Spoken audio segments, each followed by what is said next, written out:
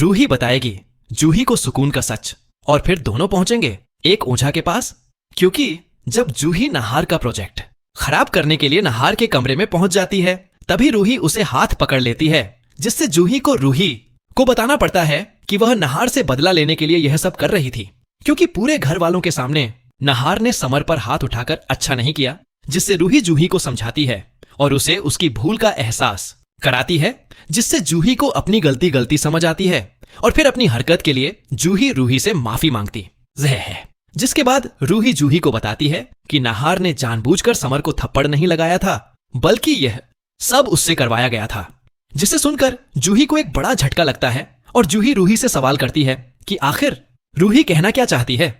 जिसके बाद रूही जूही को सारी बात बताती है कि कुछ दिन पहले एक आत्मा घर में रूही बनकर सबको रूही के खिलाफ कर रही थी, मगर जब रूही ने उस पेंटिंग को घर से बाहर फेंका तो वह आत्मा सुकून बनकर घर में आ गई और उसने नहार पर अपना जादू चलाया, जिससे अब नहार वही करता है जो सुकून उससे हेडफोन पर बोलकर करवाती है। जिसे सुनकर जूही के होश उड़ जाते हैं और उसे रूही की बातों में सच्चाई नजर आती है कि रूही सही कह रही है।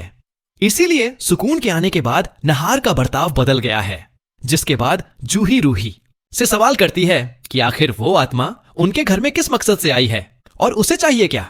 जिस पर रूही बताती है कि इसका जवाब तो फिलहाल उसके पास भी नहीं, मगर उसे इतना पता है कि वह आत्मा उस पेंटिंग के साथ ही उनके पुराने घर से आई है, इसलिए उन्हें इस बारे में पुराने घर जाकर ही पता लगेगा। जिसके बाद रूही जूही को लेकर अपने पुराने घर पहुंच जाती है और आसपास के लोगों को सुकून की फोटो दिखाकर उनसे सुकून के बारे में पूछती है, जिस पर लोग रूही को बताते हैं कि यह लड़की दिखने में खूबसूरत नहीं थी, इसलिए इसका पति इससे प्यार नहीं करता था,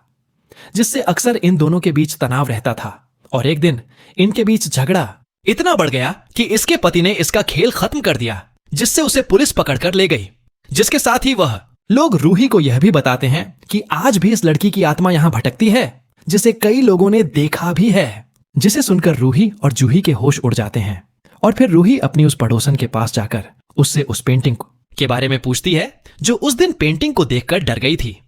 जिस पर बड़ी हिम्मत करके वो औरत रूही को बताती है कि रूही ने उस दिन उसी औरत की तस्वीर बनाई थी जिसकी आत्मा इस इलाके में भटकती है।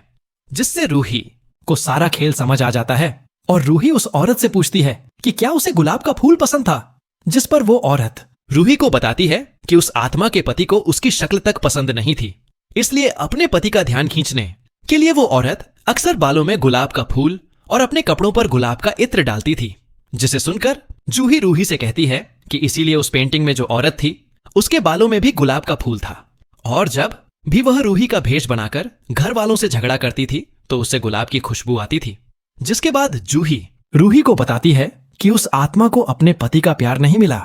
इसीलिए वह आत्मा नहार में अपना प्यार ढूंढने लगी है। इसीलिए पेंटिंग के घर से बाहर होने के बाद वह आत्मा नहार को अपने साथ ले जाने के लिए घर में आई है। जिसके साथ ही जूही रूही से कहती है कि उसे जल्द से जल्द किसी ऐसे बाबा की सलाह लेनी होगी जिसे इस बारे में जानकारी हो। इसीलिए जूही रूही को एक ओझा के पास ले जाती है। ओझा रूही को देखकर उसे बताता है कि उसके पति किसी प्यासी आत्मा के वश में है, जो अपना पूरा जीवन प्यार के लिए तरसती रही, इसलिए अब वह नहार को अपने साथ ले जाना चाहती है। जिसे सुनकर रूही को एक बड़ा झटका लगता है और रूही ओझा से सवाल करती है कि वह अब उस आत्मा से अपने सुहाग की कैसे रक्षा करे। जिस पर ओझा रूही को एक तिलिस्मी ताबीज देता है और कहता है कि रूही को वह ताबीज फौरन से नहार को पहनाना होगा, जिससे उस आत्मा का असर नहार के ऊपर से हट जाएगा और नहार पहले जैसा हो जाएगा। जिसके बाद नहार के ठीक होते ही अगले दिन ऊंचा घर में आकर उस आत्मा को कैद करेगा। जिससे रूही उस बाबा की बात मानकर ऐसा ही करती है। लेकिन जब वह ऊंचा घर में आता है तो वह आत्मा धोखे से नहार से उस ताबीज को दूर कर देती है और फिर खुद नहार के शरीर में घुस जाती है। इसीलिए अब आगे उस ओझा के सामने एक बड़ी चुनौती खड़ी हो जाएगी कि वह कैसे नहार को उस आत्मा से बचाए, क्योंकि नहार के शरीर में घुसकर वह आत्मा नहार को अपने साथ ले जाने की जिद पकड़ लेगी। इसलिए अगर आप भी चाहते हैं कि रूही हर हाल में उस आत्मा से अपने सुहाग को बचा ले तो वीडियो को लाइक करने के बाद कमेंट्स में अपनी राय देना ना भूलें।